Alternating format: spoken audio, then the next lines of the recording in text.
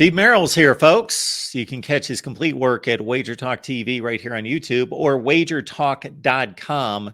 College football, NFL, championship series in baseball right now. The NBA is coming up. Great time of year if you're a sports fan to dive in on Steve's work. So get on over there to wagertalk.com.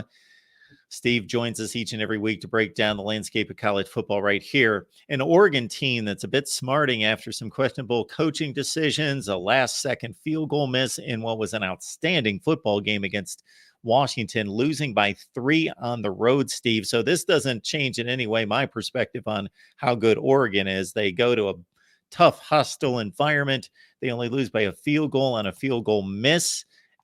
They come back home to be a 20-point favorite against a Washington State team that was playing some really good football up until a couple of weeks ago.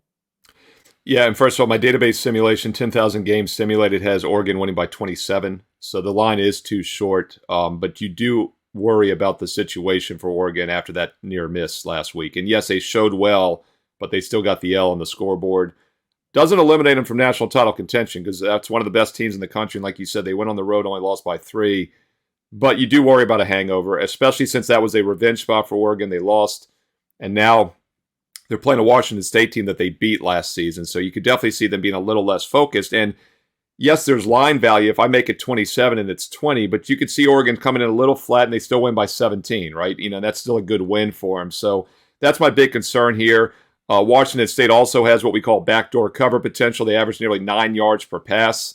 Oregon does have perhaps one of the best pass defenses in the country, though. And Washington State cannot run the ball at all. 94 yards a game, 3 yards a carry. So from a matchup perspective, this is a really good matchup for Oregon. Strong pass defense against a one-dimensional team, and we get line value. So I like Oregon on the surface. Just wish they weren't coming off such an emotionally tough game last week against a team they already beat. And by the way, last year's game was close. It was in September. It was earlier last year. They go in to Washington State as a 6-point favorite. They win 44-41 in the shootout. But they had an 8.1 to 5.9 yards per play advantage. So they should have won that game by double digits, most likely. So they do match up well here.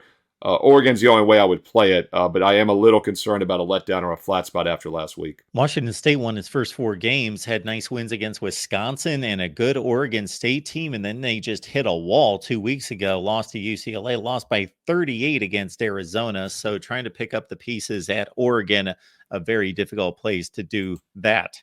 You can catch Steve's Under the Radar selection that's exclusive here at the Voice of College Football. This is the only place you can get it.